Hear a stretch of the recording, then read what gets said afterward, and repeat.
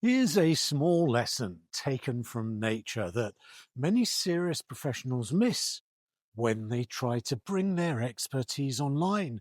And it starts with something extraordinarily simple: still water.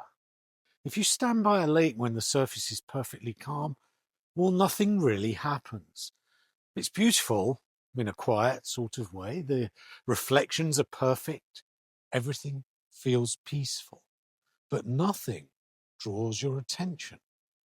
Now you can stand there for quite a while and the surface simply remains still. Then something small happens.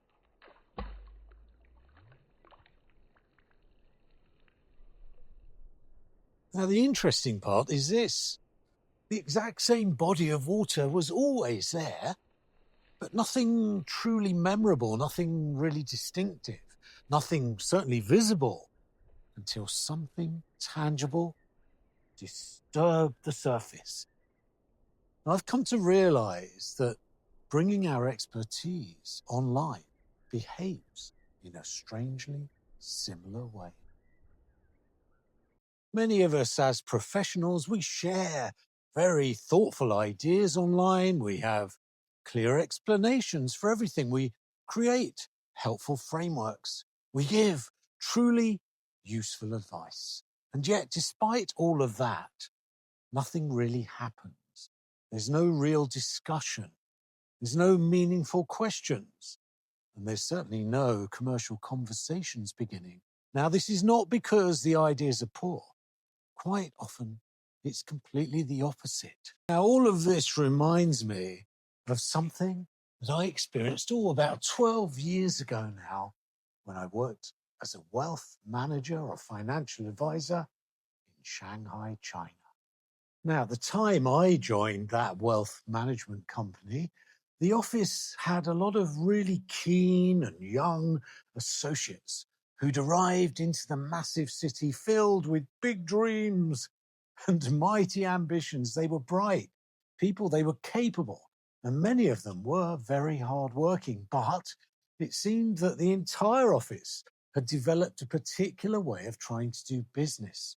So most of their day was spent at their desks searching for potential clients online.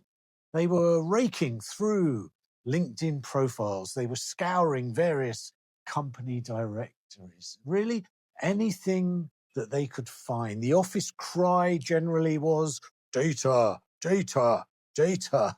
And the volume and the accuracy of the data that they collected, well, it determined their confidence of success.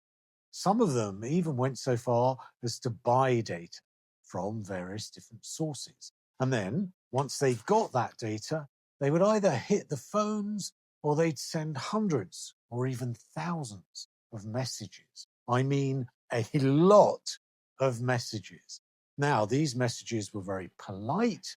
They were very carefully written messages, and they were quite thoughtful messages, actually.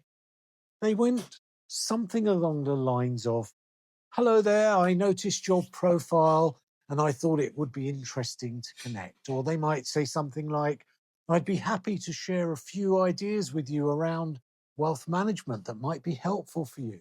Now, it was nothing particularly aggressive. It was all done very professionally, but almost nobody replied. Now, I spent almost all of my time doing something different outside the office. I attended a host of breakfast meetings held around the city. I went attending any number of industry events, and I started up natural conversations over coffee or over lunch. And in that way, I built trust. I created networks, and I gained very significant introductions through other people who, over time, came to know and respect. Now, over time, the same young folk in the office started joking that I was the network king of Shanghai. However, within about a year, the joke was that I'd become the top performer in that office, and I stayed at number one for quite a number of years. I also graduated to senior wealth manager, then area manager for Asia, and among the top 20 performers in the world. And what fascinated me about that natural progression was this. The younger associates, well, they often believed that they were doing the more intelligent thing. After all, they were working super efficiently. Their messages were professional, crafted, polite. Their thinking was super clear, but their efforts were landing on a perfectly calm surface. In effect, they were creating very few ripples amongst the community that they sought to serve. And the only movement they did create looked and sounded like so many others who were doing exactly the same thing. So despite all the activity, which at times bordered on frenetic, punctuated by everyone standing up and filling themselves with coffee and pizza and working long into the night, the surface of the water remained relatively still. Although people did have successes, largely speaking, their efforts were greeted by silence. Very intelligent messages sent into the quietest corner of the internet. Worse still, because those in receipt of the messages were highly skeptical or even cynical regarding the financial services industry, particularly in an unregulated place like China, they threatened to poison the entire pool. How do I know? Well, many of the people that I met at the meetings and the breakfasts and the events complained to me about this cold calling and direct messaging on LinkedIn. Not only did I empathize with them, but I gained many of them as clients. There's a very understandable assumption behind this behavior. It goes something like this. If I explain something clearly and helpfully to enough people, well, some of them are going to recognize the value. Now, in many environments, that assumption works perfectly well enough. For example, in a meeting room where things have been set up, in a seminar where people are attending, in a consulting conversation where agreement has been reached, someone asks a question, you explain something clearly, and they really appreciate the insight. But the internet is not a meeting room. The internet behaves much more like a crowded marketplace with hundreds of thousands of conversations, hundreds of thousands, in fact, these days, millions of ideas floating around in the pool. And every one of those competing for just a few seconds of our world-weary, frazzled, stretched, thin attention. And in that environment, clarity and persistence alone don't necessarily attract the right kind of attention.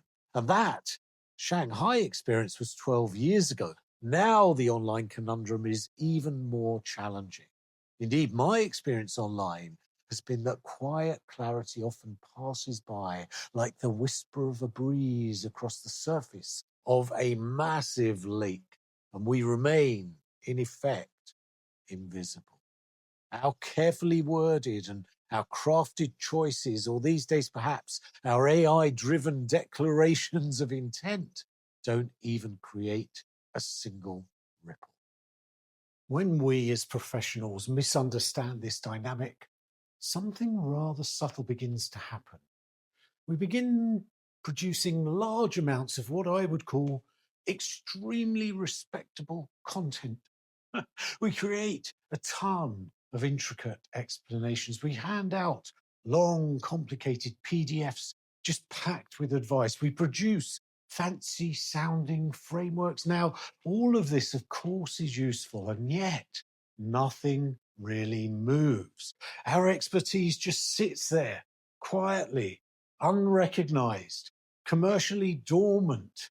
Now, this is not because our thinking is weak, it's because nothing had truly disturbed the surface. Despite all of our activity, we didn't create that effective pebble that we could drop into the pond. And without that, there might not even arise the smallest ripple of curiosity. No moment that makes someone pause and think to themselves, that's interesting. What does he or she really mean by that? And without that moment, our conversations with those people might never even begin, which means also that scores or hundreds or even thousands of opportunities quietly drift by. Now, let me show you part of the reason this happens. Now, it's interesting that the deeper that our expertise becomes, the more that our thinking also becomes compressed, flattened. Because when we truly understand something, then we tend to speak about those things in conclusions, clear conclusions, right? Efficient explanations. And we skip over that messy exploration that originally helped us to understand the subject. But our audiences rarely become curious about any of those conclusions. They become curious about the messy puzzles, the contradictions, the observations, the questions that make them pause. In other words, experts present naturally the answers, but their audiences are naturally usually interested in the questions that came long before those answers. So, the real challenge online, by the way, we're celebrating the year of the horse here, it's not really simply sharing expertise. It's how we translate that expertise into something meaningful, something that evokes curiosity, not by simplifying it, not by diluting it, certainly not by fragmenting it, but by translating it. Now, before someone can appreciate our insights, something has to create that first genuine ripple of interest. Now, perhaps you want to do it as I've tried to do it in this video, and you want to share some sort of surprising observation. Perhaps, as I've also done in this video, you want to tell some sort of memorable story to illustrate that observation. Or perhaps it's a contradiction, like the contradiction between my behavior in Shanghai and those of my young associates. Interestingly enough, some of those young associates were sharp enough to realize the value of taking an alternative approach, and I was privileged enough to train them how to do so. And then they, in their turn, went on to create moments that disturb the surface just enough for people to notice.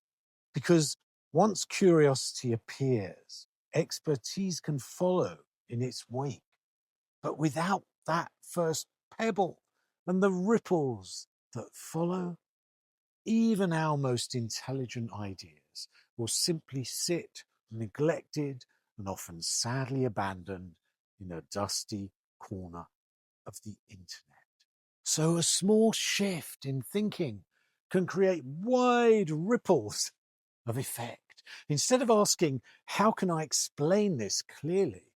A more useful question might be, what pebble can I produce that would make someone pause and truly notice this? Because online, our expertise doesn't become visible just through clarity alone. It becomes visible when something creates that very first real ripple, a moment of genuine curiosity, a disturbance on the surface. And once that ripple appears, well, the conversation can really begin.